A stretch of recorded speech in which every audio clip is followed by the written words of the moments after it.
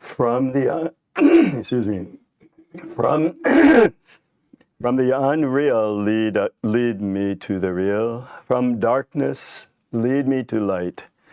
From death lead me to immortality. All that is invisible is verily the infinite Brahman. All that is visible is also the infinite Brahman. The whole universe has come out of the infinite Brahman. Brahman is infinite, although the whole universe has come out of it. Om, peace, peace, peace. Good morning, friends. Starting out a little rough here.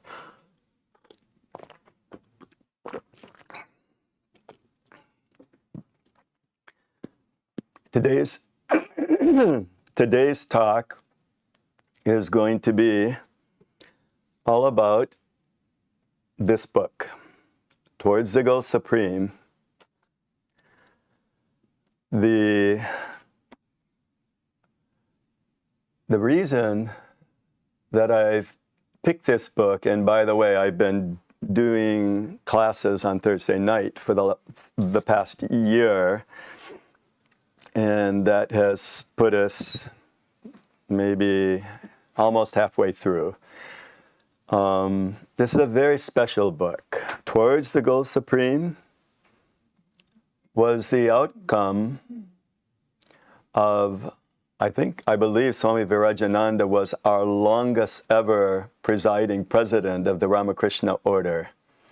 From, I believe, 20 or 30 years, he was the president for a long time. A little bit about the author, Swami Virajananda, for those of you who have some familiarity with the Ramakrishna Math and mission. Our order started out with a band of young men in the Baranagar Monastery, an old haunted house with Swami Vivekananda as its head.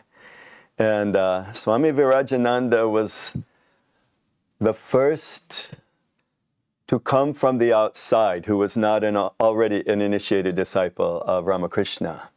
So he was the first new resident of the Baranagar Math.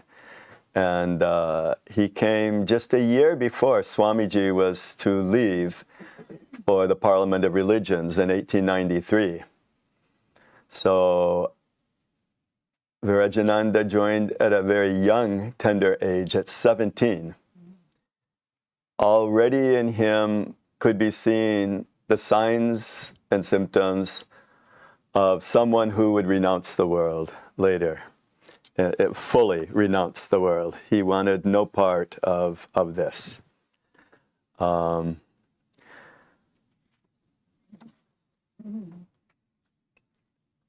Virajananda got his spiritual instructions. It was initiated by the Holy Mother, Sarda Devi, the consort of Sri Ramakrishna, and was initiated quite quickly into sannyas by Swami Vivekananda in 1889. So he stayed in that Baranagar Mat, and Swamiji himself gave him his sannyas diksha. That was the lot of very few lucky people in those days.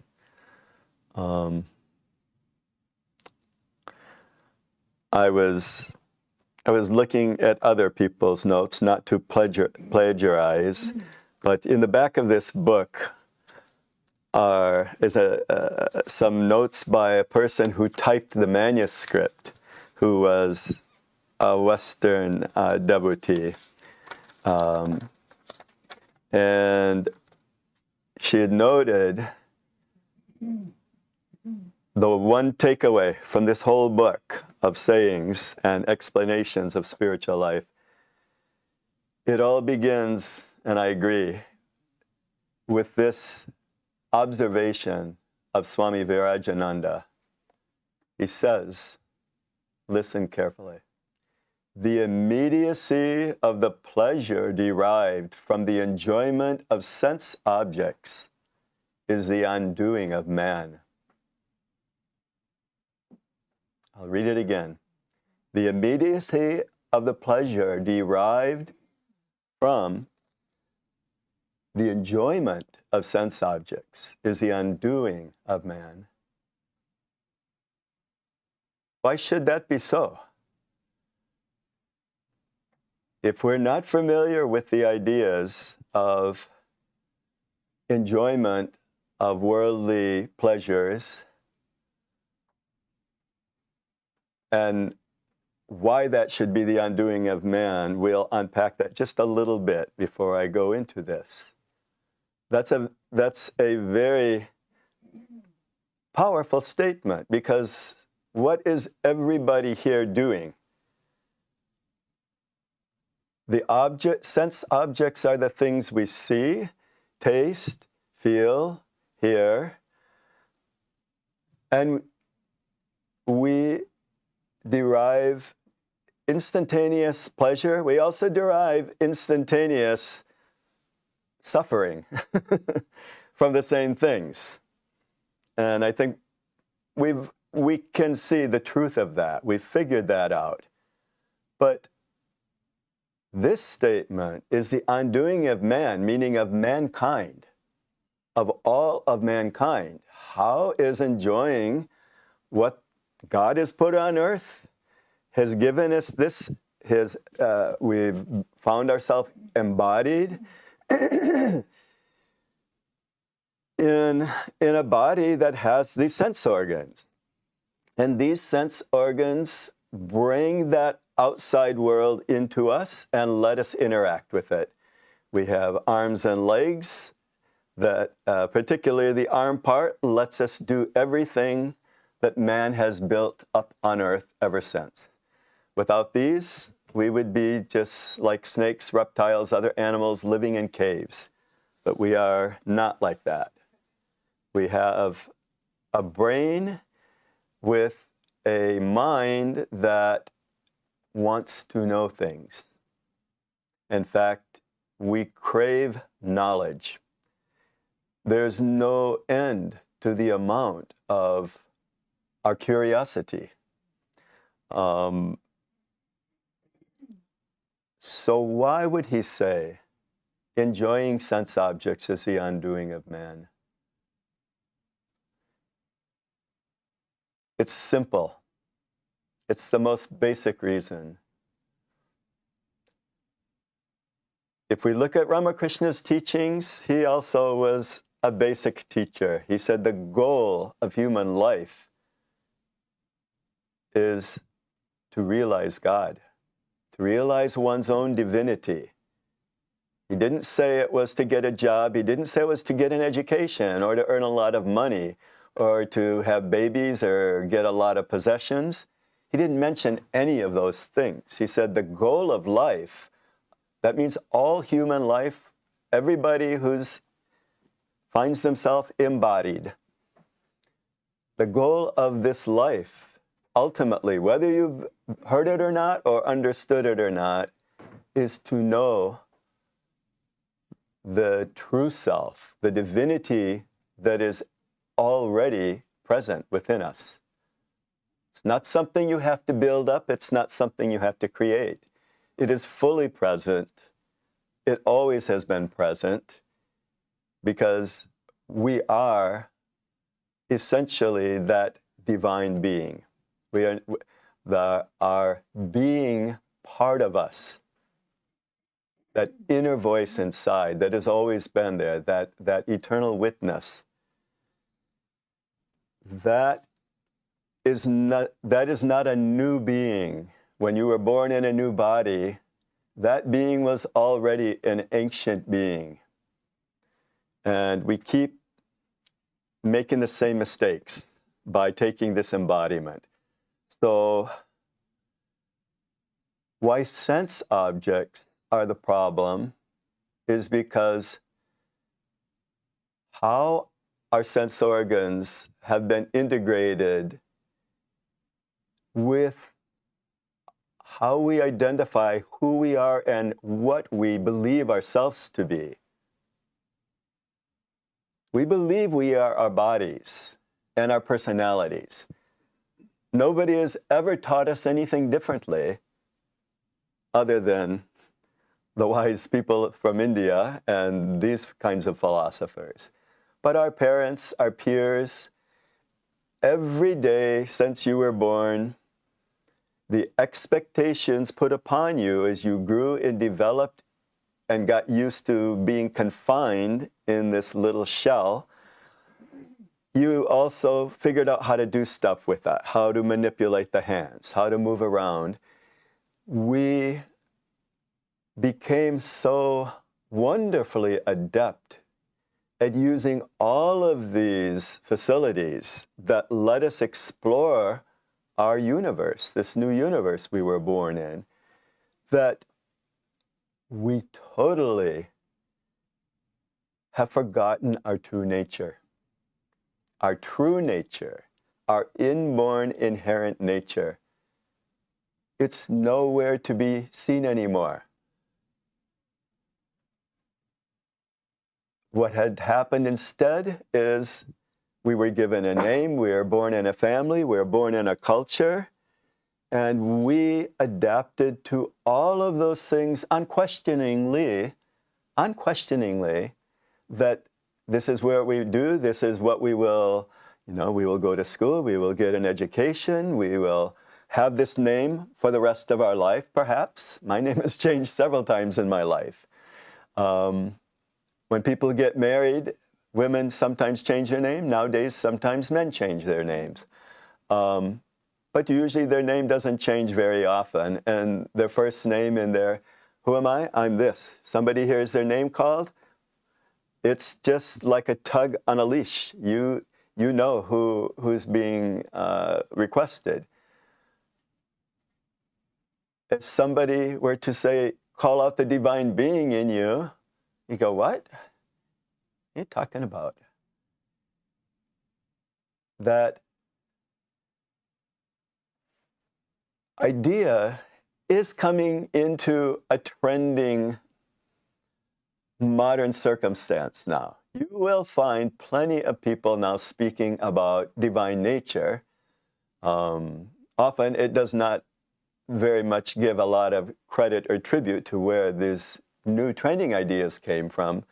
They come from the ancient ideas of the ancient Aryans, that is the philosophy, and that was their discovery, that we are not just these personalities, these characters, as it were.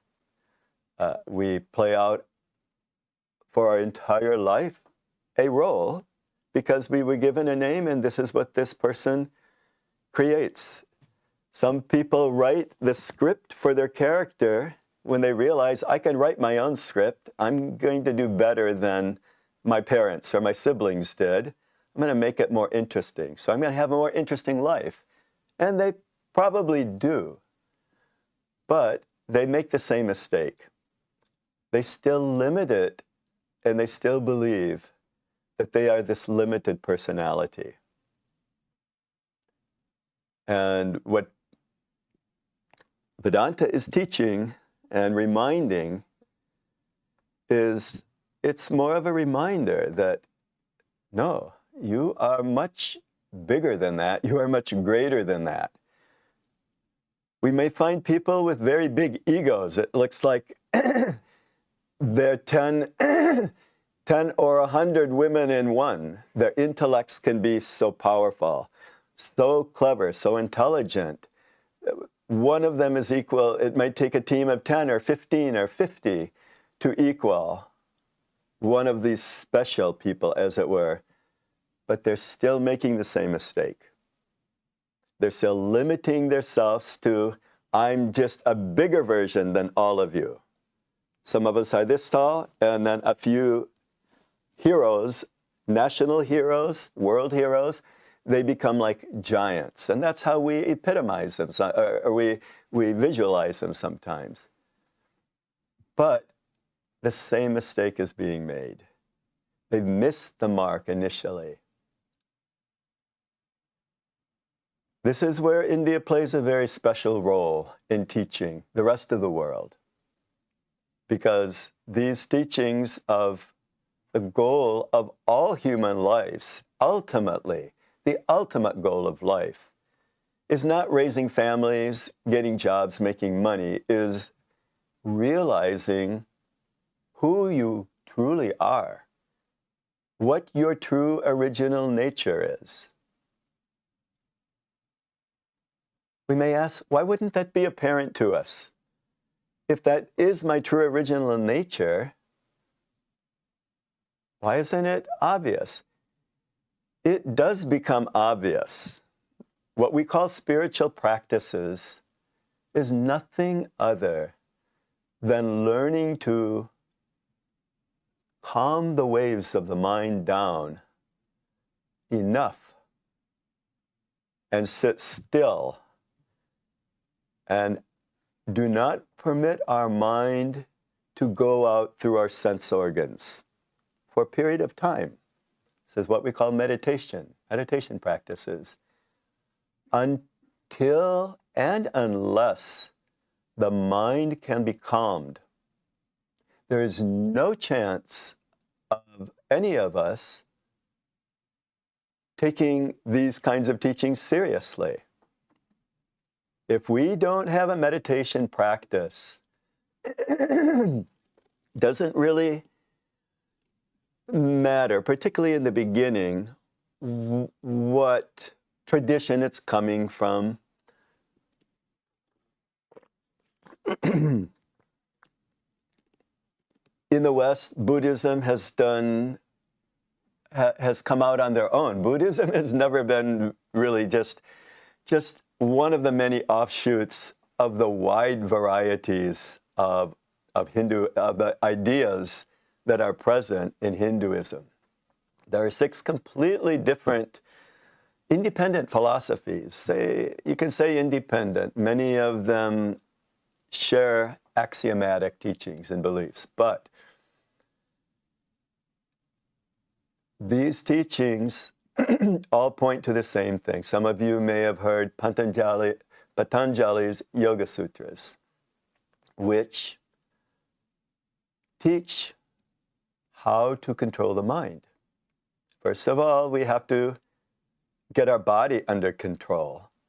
Because if our body is running around doing things and is restless all the time, our ability to concentrate internally is basically negated. We're focused outside. All of our mental energy, 90-95%, is going through our eyes, through our ears, through our organs of locomotion. And we're feeding it and taking care of it. We spend plenty of time working to get food, to keep it fed. We have so much is required to stay embodied every single day. You have to keep it clean. You have to keep it fed.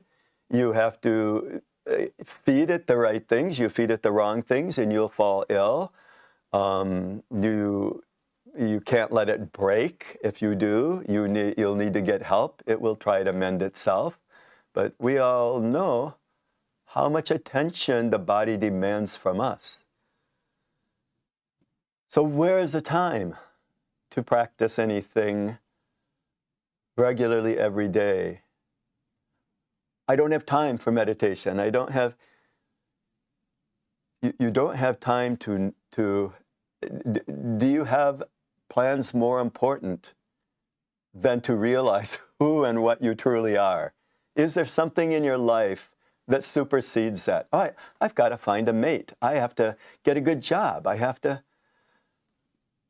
Do those things really come first? This is where the spiritual teachers will say, societies, the world around, they have the cart before the horse. The priorities are wrong. And the values are also skewed.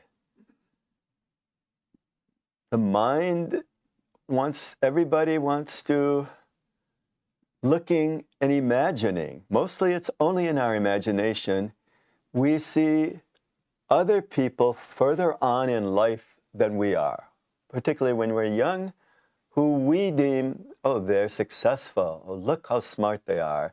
Look how intelligent and how well they're doing. And they may have a company with 5,000 people employed, and money isn't even a problem for them. Or they imagine all kinds of things without imagining any of the details of, we don't know that individual.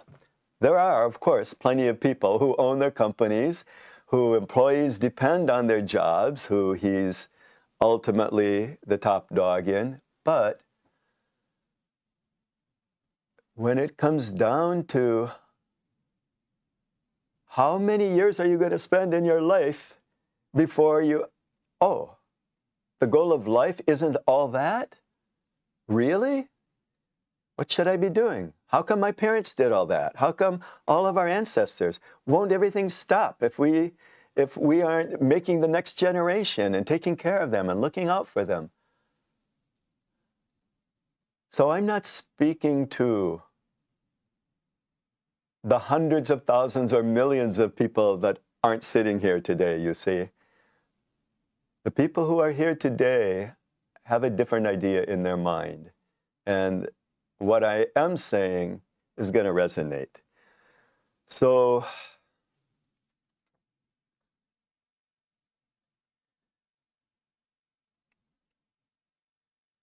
the reason, okay, I am going to get into this book.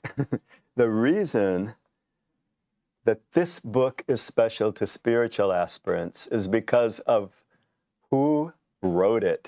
Originally, after Swami Virajananda had his attainment, we can say, and spent years, he lived to about 75 years old, I believe, and he joined at 17. And early in his life, he lived in that Baranagar monastery. They practiced meditation for hours a day. Later on, as the Ramakrishna mission coalesced and they started doing relief work and organizing a monastery on a larger scale and organizing educational institutions that would carry on in the future to educate the illiterate masses of India, primarily, they were busy every single day. They weren't sitting around enjoying the bliss of their Brahmanhood, first of all. A knower of Brahman, a knower of God, a knower of their divinity, does he just sit in a cave and let people walk by and do this to it? He doesn't say a word to anybody. There are such teachers, and that's their way of going about it. But the greatest souls of life, the compassion that they are born with or they have developed, particularly with seeing that everyone's potential is the same as what he's already attained, they cannot but try to help those who are interested and those who will listen, because they have the solution. They have gone through the jungle of obstacles with their machetes and made a road for us. They have addressed every single issue possible. Most of the issues that come up is that nobody wants to take the first step into the jungle, leaving the comforts of the city or the world behind. That referring to take seriously, start practicing. Start practicing the quieting of the mind and looking, instead of outside, looking within. And you will immediately recognize the being within. We all have that inner voice. It's been, when you were a child, it was a much more familiar thing to you. Children are quite innocent and quite free. They're not bound by, oh, that's a very childish thing. They're playing pretend or whatever. They're imaginary friends and things. The idea that once our intellect and our sense of self has grown, you can say, into a mature person or a more mature person, those who start to look within, they become philosophers, maybe teachers, religious proponent. They may give their life to serving others, and depending on how far they went, we have to remember we don't all have the same ability, capability, or interest. Not everybody in a company can be the CEO. In the same way, not every Swami can be a Swami Vivekananda, you see. There are those who come with a special calling to teach. And that's who we follow. That's who we listen to. That's who we want to learn from. If you can learn from a community college teacher or a Harvard professor who's in Harvard because he's astounded everybody throughout his entire life. That's why Harvard decided to bring him on. There's a reason we call Ivy League schools. That's for, we're gathering the best of the best of the best, the cream on top of the cream. Why should we pay attention to them? Don't they just have bigger egos? They may still have big egos, but their overall comprehensive learning, too, gives them a few more rays of light about what the universe and the world is about. So we honor them and we respect them. In the area of religious teachers, spiritual teachers, that's the only thing that matters, is the ability from one who has realized that truth himself to pass on the teachings.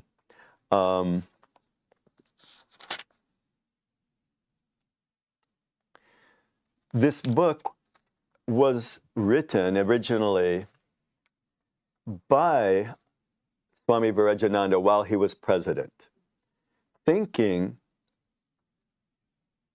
he directly should do this. He doesn't have a secretary saying he's dictating to. Maybe it was, he wrote it out. He also translated, this was not translated by other Swamis into English. It was translated by Swami Virajananda into English.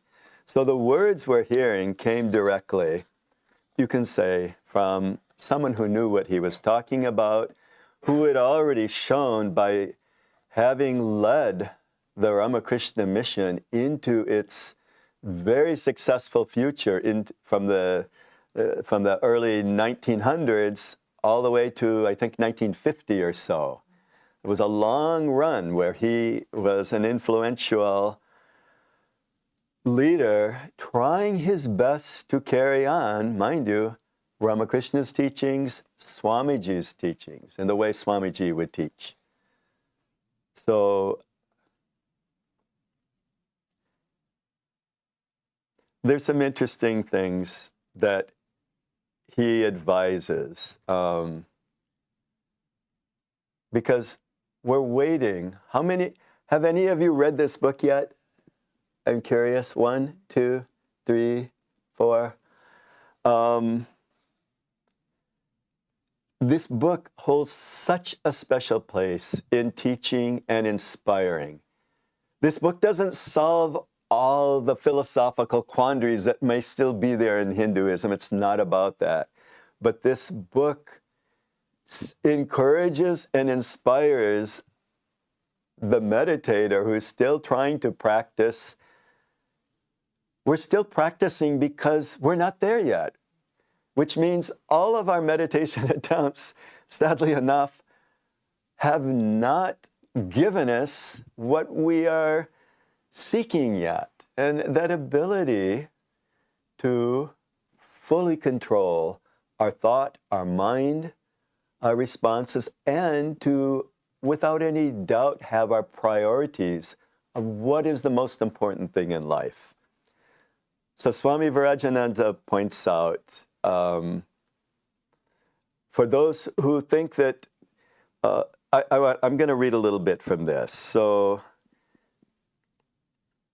the idea of the spiritual life attracts them philosophically and ascetically. This is the many of the people of the world. But somehow they can never quite decide how to set about living it. Before they begin, they must have their position clearly defined, their case precisely stated. They mistrust emotion. They must get everything straightened out in their rational minds, they say. And none of the existing religions satisfy them. Some seem too old-fashioned, some too exotic, some dreadfully vulgar. Actually, they are mortally afraid of making fools of themselves, of being laughed at by their skeptical friends. So they talk and read thousands of books, and time passes and they do nothing. This, as Swami Virajananda points out, is hopeless. Don't wait for a calm sea, he tells us. Plunge in, anyhow, anywhere, and never mind the waves. An ounce of spiritual practice is worth more than a ton of theology. And it is only through practice and first-hand experience that we achieve any degree of real wisdom.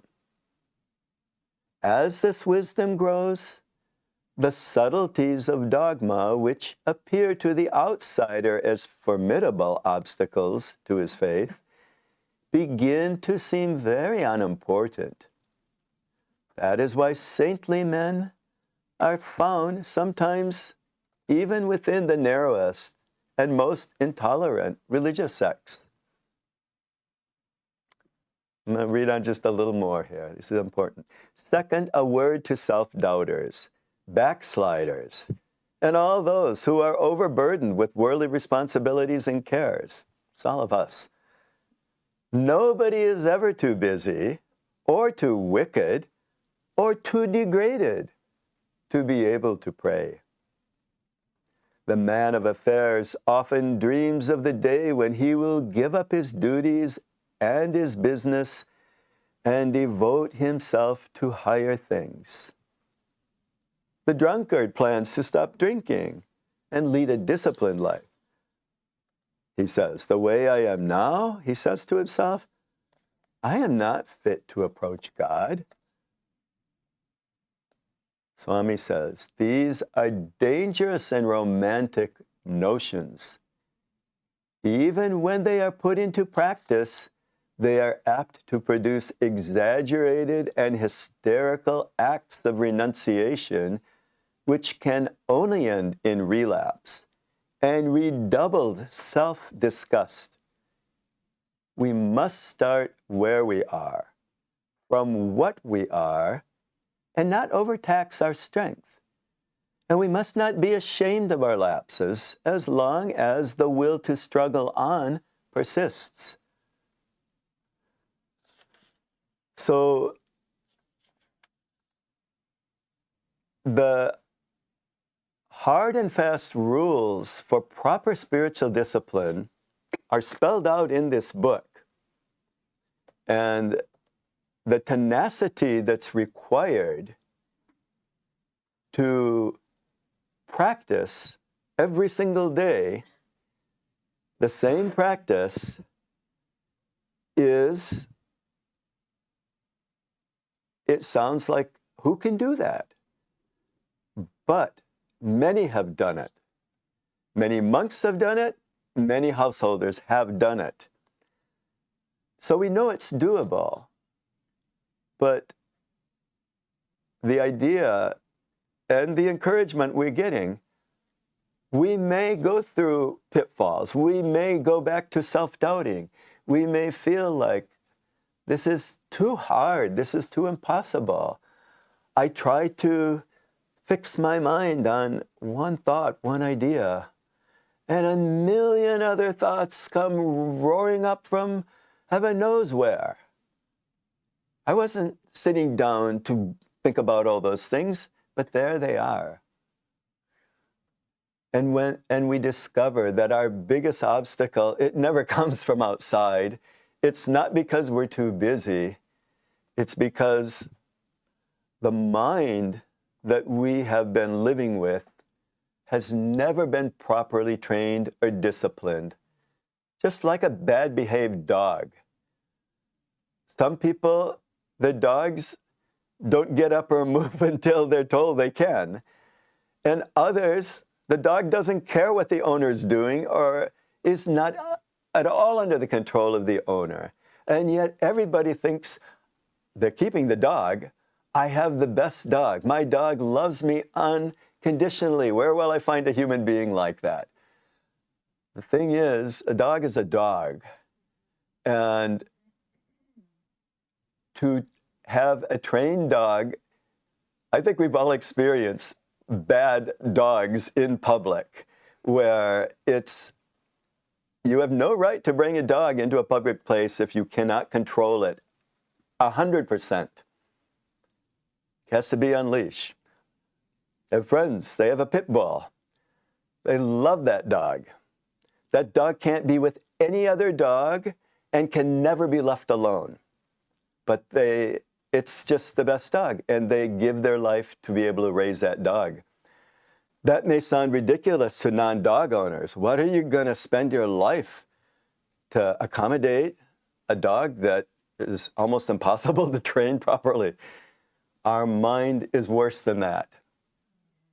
Our mind is worse than that.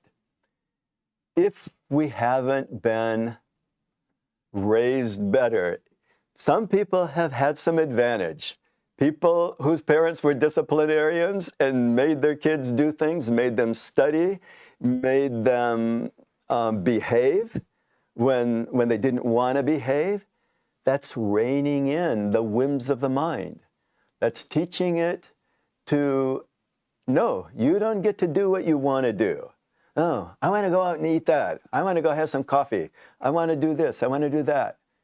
Usually we say, oh, sounds like a good idea. I like that. Let's go. But when you tell the mind, we're going to sit down and you're going to shut up. You're going to stop. And anytime you say something, just like training a dog or a puppy, you're going to get a whap. You're going to get a hit. We have to do how many millions, hundreds of millions of times has our mind gotten away with its wily ways? How many tricky ways has it gotten us from doing what we knew we had to do in duty or in a job or a project or something we've been procrastinating against for hours, days, years, maybe our whole life? I never wanted to do this in my life. I want to do another kind of job. I want to be an artist. I want to be a singer. I want to be a poet. But we're too terrified to give up the comfort of the world. Because what if it doesn't go right? Self-doubt. What if I fail? Self-doubt. We get reminded here that self-doubt is what the mind does. It has nothing to do with the being inside. And we have to remember the divinity within us is already there.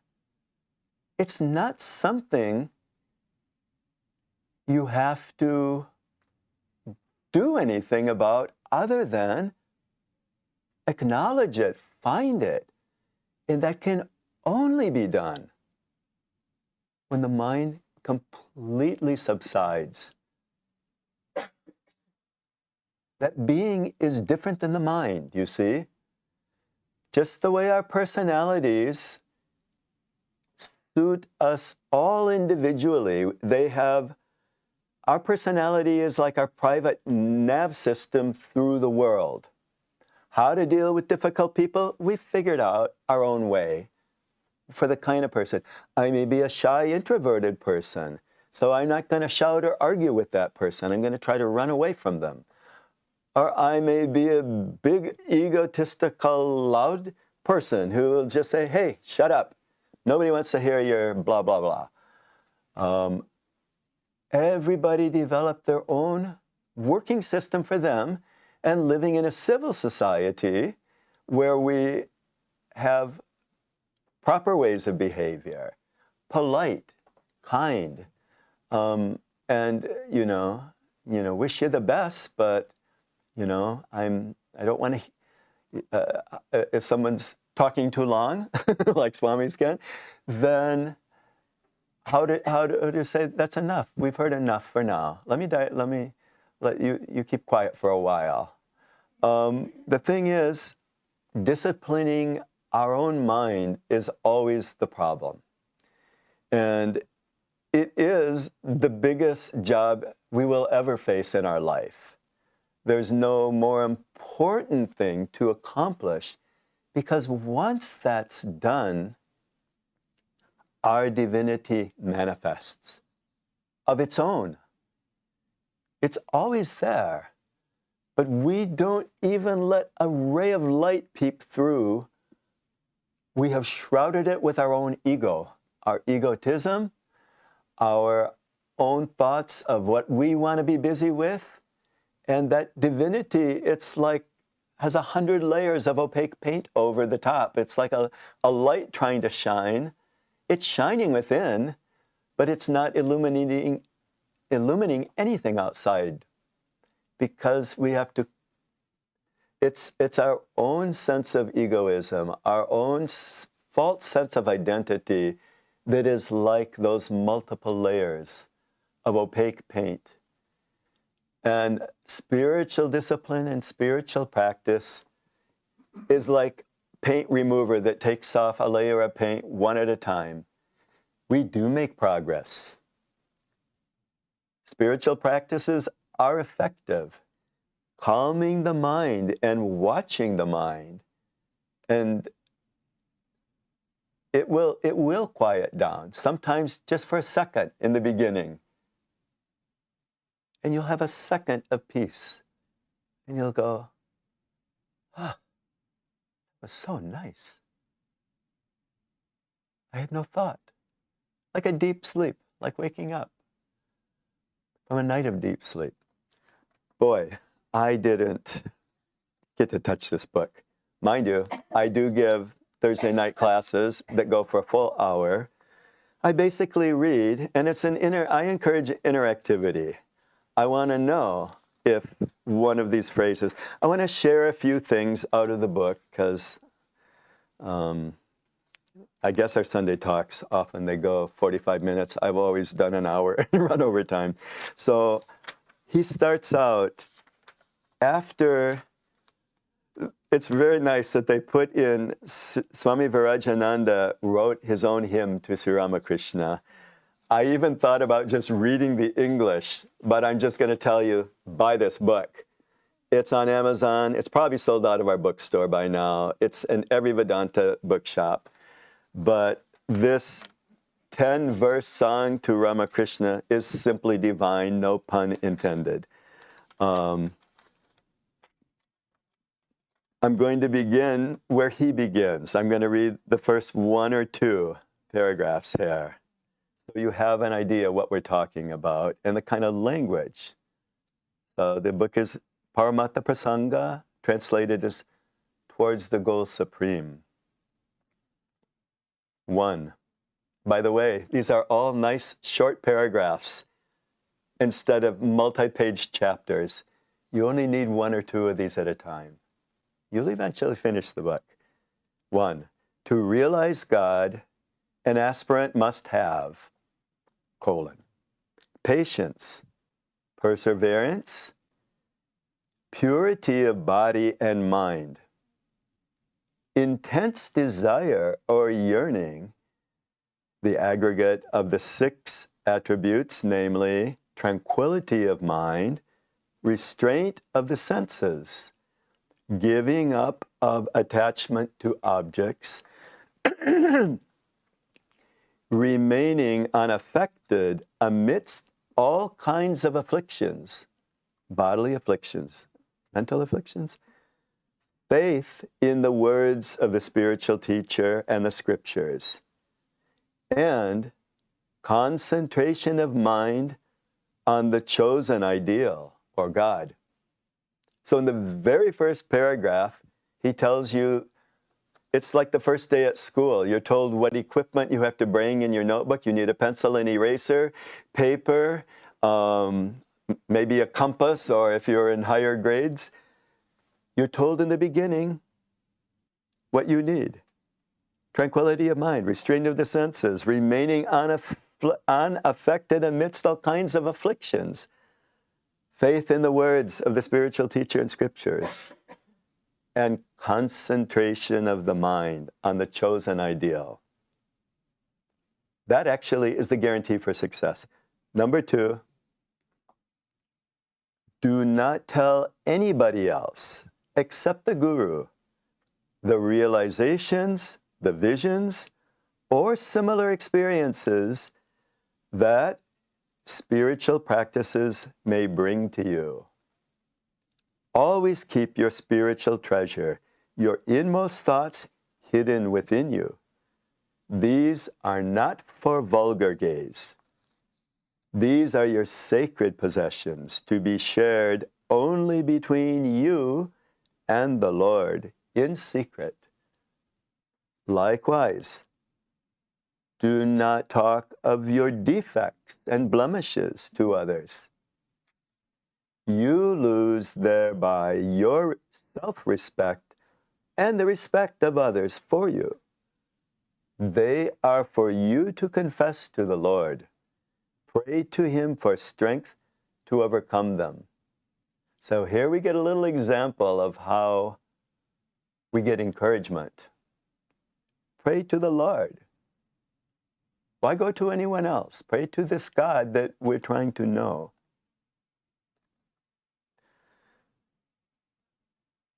(10:48).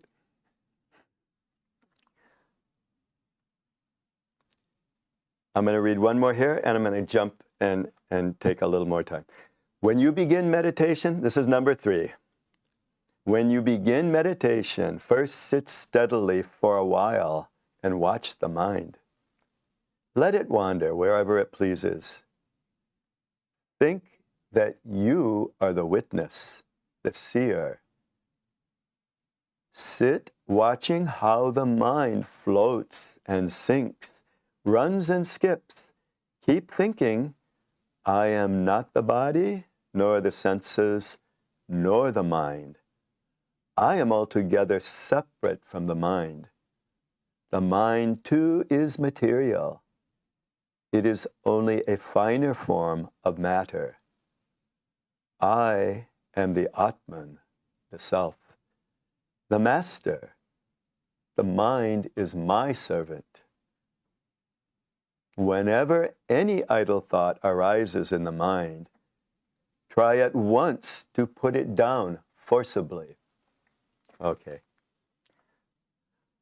A few things for inspiration. This gives an idea how this book will proceed.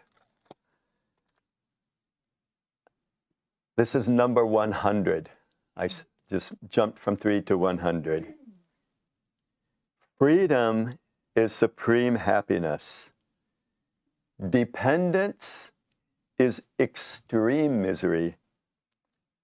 But dependence on God is true independence. The servant of God is the master of creation. One cannot become a servant of God unless one gives up slavery to the 6 passions, namely lust, anger, greed, infatuation, pride, and envy. I'm going to jump again.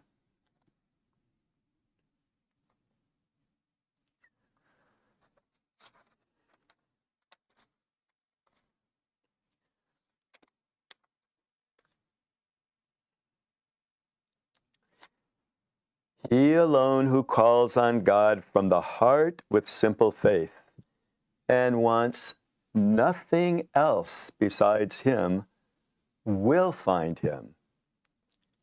And finding Him, there remains nothing else for him to want or to get.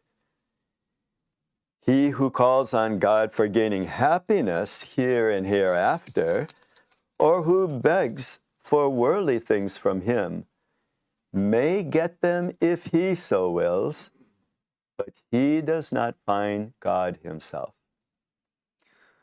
All right, I want to open this up for some questions if there are any, and I'm hoping there might be.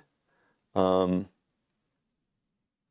there any questions from any of you? Be bold. I have a question. Good.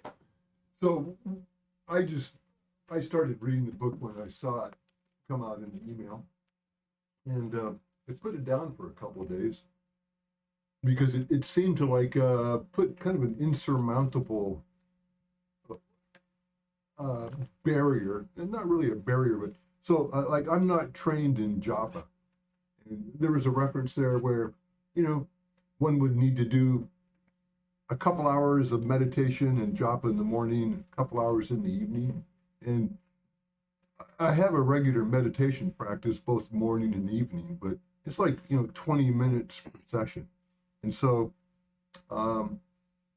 well, I kind of got over that, I guess, intimidation, and then went back and read the book. It just kind of sent me back a little bit, just in that wondering if if the path was further than I imagined. So that I'd be particularly in these days when so many, we can say, other spiritual paths or solutions or gateways into spirituality. And they have different ideas of what is the end goal of their spirituality. Many of the paths, I would say, in the spiritual marketplace today are not holding to the highest goal. They are appealing to get your business so that they will help you become a more efficient, as it were, slave to the world. Better at your job, better at not becoming over-emotional, better leveling your emotional ups and downs. But the goal the ultimate goal or success of the type of practices we do with japa and meditation, it is a process literally of wearing down one's mind, because there's nothing the mind rebels against more heartily than being told to do the same thing again. I just did that. Do it again. Do it right. Do it with full concentration. I'm doing that. No, you're not. And every initiated devotee knows he's asked to do japa. That's repeating just the name of God that appeals to us. Can be many mantras are there for japa mantras. The Hindu deities are there. I know that they're, because I have a past background in marketed mind control. And I paid plenty of money when I was a young man to learn how to close my eyes and go deep to the alpha state and all these things. But they're all worldly focused goals. They're not recognizing what Vedanta has always recognized, the real problems and the real obstacles are always our own ego and our own limited sense of self. The only reason we want to be the CEO or the number one man or woman on the totem pole is because we feel small. We feel we're not big enough. Okay, I was given a little body. How can I ever be a big man? Or if you're a big man, I was given a big body, but I don't have the top job. That's not right. We feel we're not big enough. And yet, the self within all of us, guess what? You can say it's all the same size. There is no big or little to it. The divinity that animates our very being, our very life, does it have a size? It's we who compartmentalize these kinds of things. So coming to Vedanta from any other place, often it might be, from my viewpoint, a stepping stone. We are going to have to redefine what we mean when we say meditation, concentration. These things are clearly defined. And what is meant when we say full concentration means, and then again, there's only these analogies, like oil pouring from one vessel into another, that flow of the oil, it's uninterrupted. There's no drips, there's no drops. That's designated to show what in the mind focused on one thought only for a period of time. If you can do that for 30 seconds, you have attained to an intense concentration. 30 seconds. It may take the rest of your life to achieve that, but that practice of holding without any side interruption a thought, that's when the mind, if you're thinking of God, that's when the mind merges and becomes one with God. There is no, I'm here, I'm thinking, I have a thought. Now we have three different realities going on. You have the thinker, the process of trying to meditate or think, and then the object of the thinking. So we've got three things going on. We don't have one flow going on where I become one. I do know that many people who practice forms of meditation have probably gotten their own reward. You get some rewards when you practice these things. It doesn't really matter from who's teaching it, where you actually discover almost like a new consciousness, because the mind has stopped for a moment and and what's left, what's remaining, it's just like the flash from a camera light or something. You just get a glimpse though. But the real flow is when, what if that flash stays forever bright? It's like we can't stare at the sun, you know. It'll destroy our objects of perception. These can't do that. But this is like that. That's why the word illumination is used when a person, he's an illumined soul, we'll say. Where the soul is perpetually in this state of anandam, of bliss. It's no longer angry. It's no longer, it's not, it doesn't need to do anything more. It doesn't have to try. An illumined soul doesn't have to do any spiritual practice. Swami Brahmatmananda was asked by others, Maharaj, by his disciples, why do you sit and meditate? Sri Ramakrishna had already given you everything. He said that you've already attained the highest. Why do you practice? His answer is, I had to make it my own to be able to have it when at any time that I want it. Plus, he has to set the example.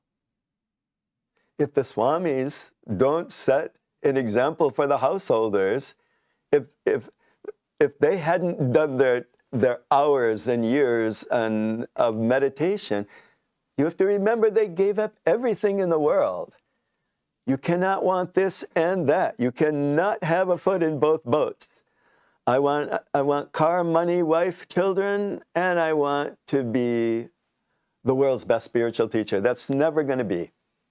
You'll never have these two things. Where God is, the world is, that world is not. You will see that those who seem to be illumined kind of souls, they don't see the world that you are invested in. They live in a different level of awareness. They see what the world is doing. They see the people in the world. It's not that they're unaware of it, but they just feel compassion for those. It's like watching a hive of hornets going in and out, or bees in and out, day and night, year after year, rebuilding nests. It just keeps going and going. There's no end of the number of bees. There's no end to the number of nests that they'll build. But for the one who has reached the goal, in Hinduism, we will be bold enough to say the goal can be reached, and it can be reached in this very lifetime. There are obstacles, and there are ways to overcome obstacles. What if we don't get our Harvard diploma at the end of life, so to speak? What we're told, we're promised by Ramakrishna himself and others, if you've been doing and trying your hardest, as throughout to the end of your life, if you've been mindful, and if it will so transform your personality, you will become innately compassionate to all beings. You will never be able to knowingly hurt another person, to injure them with words, to put them in their place, to judge them, because we know, who am I to judge anyone? You are all God's creation, perfect in your own way, even in, as it were, your unsatisfied with yourself way, too. Nobody is satisfied with who or what they are. It's a given, because that is the nature of the mind. Goodness gracious, it's 11:03. I'm closing down here. I'll finish with a chant, and we can talk downstairs if anybody wants, or in the room next door if there's any other questions.